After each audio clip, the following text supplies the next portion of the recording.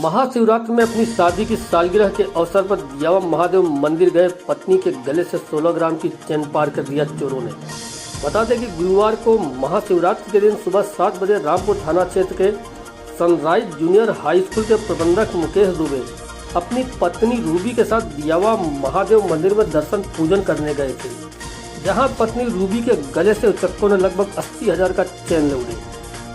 प्रशासन अनाउंस कर रहा था कि चारों तरफ सीसीटीवी कैमरे लगे हैं। जब भुक्तभोगी को याद आया तो शाम को फिर मंदिर पहुंचा तो मंदिर व्यवस्थापक ने बताया कि सभी जगह सीसीटीवी कैमरे नहीं लगे थे, यदि लगे होते तो शायद कुछ उम्मीद जगती। आइए सुनते हैं भुक्तभोगी मुकेश दुबे से। जी, क्या नाम है आपका? जी, मुकेश कुमार दुबे। क्या करते हैं आप? जी, हम sunrise junior high school Saraswati मोड़ रामपुर हमारा खुद का विद्यालय है जिसके हम मैनेजर हैं। जी, आप रामपुर के रहने वाले हैं? जी, हम रामपुर का स्थायी निवासी हैं। तो फिर कैसे यह घटना घटी आपकी और कहाँ पे घटी?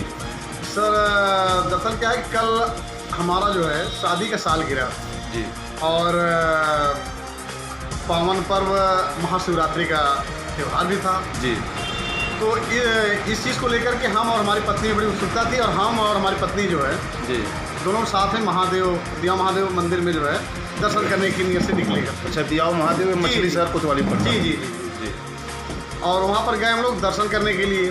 जी, तो दर्शन करने हम गए हैं तो उस समय हमने देखा कि औरतों की लाइन कुछ छोटी लगी हुई थी जी, और जेंट्स की लाइन बहुत लंबी हुई लगी हुई थी।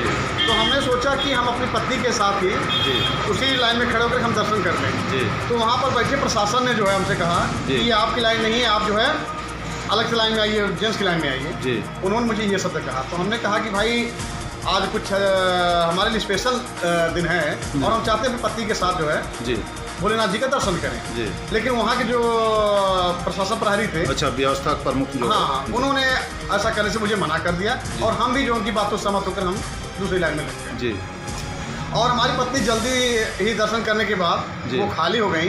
जी, फिर हम लोग जो है बाहर आए और बाहर आने के बाद मंदिर के ठीक बगल में ही जी, कुछ फोटोज़ वगैरह साथ में लिए।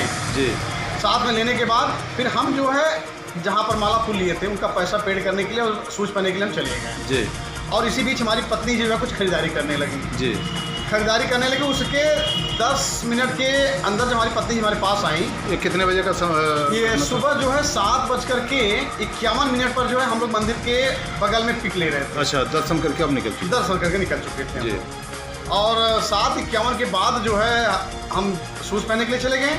हमारी वाइफ जो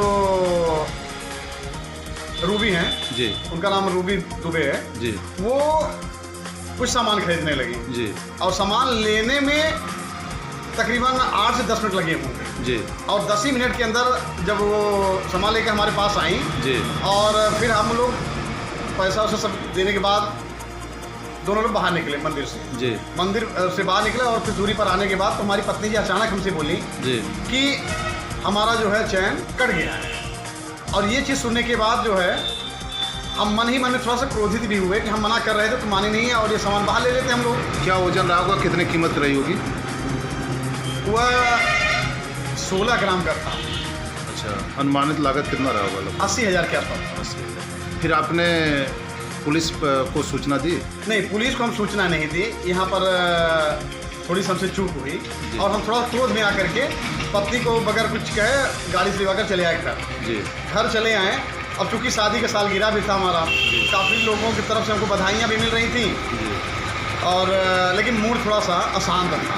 जी, हम यहाँ तक कि पत्नी से भी बात भी नहीं की कि हमारी बात नहीं मानी आप जो है, और खरीदारी करने लगी भीड़ में। जी, तो समय बीतने के बाद शाम को हम गए जो है, जी, हमने सोचा कि थोड़ा सा भाई शादी का सालगिरह है और आज ऐसी घटना घट गई है, हमारी पत्नी भी दुखी थी। जी, तो हमने सोचा कि क्यों ना उनको कुछ गिफ्ट देते हैं। और हम अपने बगल मार्केट में ही मोबाइल दुकान पर चले गए और मोबाइल लेने के लिए गिफ्ट के तौर पर। तो वहाँ पर हमने सीसीटीवी कैमरा लगा। मुझे अचानक याद आया कि मंदिर परिसर में जब मैं था तो वहाँ पर बार बार अनाउंसमेंट किया जा रहा था जी, कि मंदिर में आए हुए सभी भक्तजन जो है जो दर्शन कर चुके हों वो दर्शन करने के बाद फालतू यहाँ पर न घूमें, क्योंकि सीसीटीवी कैमरा की निगरानी में वो हैं। जी। और ये बात मुझे तुरंत याद आया जी। और मैं अपने शुभचिंतक जी से जो है, रामपुर में शुभचिंतक हमारे हैं जिनसे दीवा महादेव के व्यवस्थापक से अच्छी खासी पहचान है, मैंने उनके माध्यम से नंबर लिया और फ़ोन किया व्यवस्थापक जी। वहाँ के व्यवस्थापक जो है चंद्रमा जी करके हैं, जी। तो उन्होंने मुझे सकारात्मक उत्तर दिया कि ठीक है आप आइए जो है और हम CCTV फुटेज जो है निकालते हैं। जी। तो तकरीबन मैं यहाँ से 6 बजे निकला और 6:45 के आसपास वहाँ पर गया। जी। CCTV फुटेज जैसे ही चालू हुआ और मैंने व्यवस्थापक जी से पूछा, चंद्रमा जी से, कि यहाँ पर कितने कैमरे लगे हैं और सुरक्षा की दृष्टि से कहाँ हैं। जी। तो उन्होंने मुझे कहा कि जो है यहाँ पर 3 या 4 कैमरे का बताएं। तो हमने कहा कि सुबह से अनाउंसमेंट हो रहा था कि भाई चारों तरफ कैमरे लगे हुए हैं। जी। अब सभी भक्तगण जो है कैमरे की निगरानी में है। जी। तो उन्होंने कहा नहीं ऐसी कोई बात नहीं, तो 3 या 4 कैमरे लगे हुए हैं। तो हमने कहा कि जरा ये हमारा देखिए 751 का। जी। तो उन्होंने देखा और देखने से पहले हमसे बताएं कि पीछे कैमरा लगा ही नहीं, बगल में कैमरा लगा ही नहीं। अच्छा, सिर्फ सामने ही अगल बगल, मतलब हाँ। बगल में कैमरा लगा ही नहीं था। बस कैमरा लगा ही नहीं था। जिधर हाँ, और हम लोग मंदिर के ठीक बगल में हैं। अगर आप कहें तो उसका हम पिक भी रखते हैं, वो भी हम बाई टाइम दिखा सकते हैं। जी।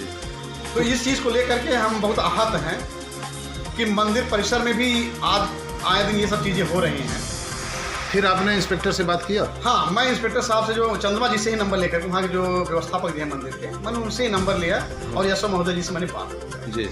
तो यशो महोदय जी ने हमसे बल्कि सकारात्मक शब्दों में उत्तर दिए कि अगर आप सुबह ही बताए होते ये चीज़ तो हम जो है इस पर अपने दल बल के साथ वहाँ पर थोड़ा सा घेराबंदी किए होते। जी। फिलहाल अगर आप चाहें तो आइए, तो CCTV फुटेज को निकलवा करके हम फिर से देख सकते हैं। तो रात काफ़ी होने की वजह से हमने तहरीर भी नहीं दिया और महंत जी को प्रणाम करके हम जो है चले आए। जी। लेकिन हमारे लिए थोड़ी सी तकलीफ की बात यह है कि ऐसे ऐसे स्थानों पर, चूँकि यहाँ पर आए दिन ऐसे होते रहते हैं, महंत जी ने साफ मुझे बताया कि 1 सप्ताह पहले भी 6 औरत वहाँ से गई हुई हैं। इतना सब कुछ होने के बावजूद भी क्या वहाँ के व्यवस्थापक या वहाँ के प्रशासन को ये समझ में नहीं आया? न्यूज़ चैनल के माध्यम से आप जागरूक करना चाहते हैं? जी, हम जागरूक करना चाहते हैं। जो चीज़ हमारे साथ घटना घटी है वो आने वाले दिनों में किसी के साथ न घटने पाए। धन्यवाद जी, धन्यवाद।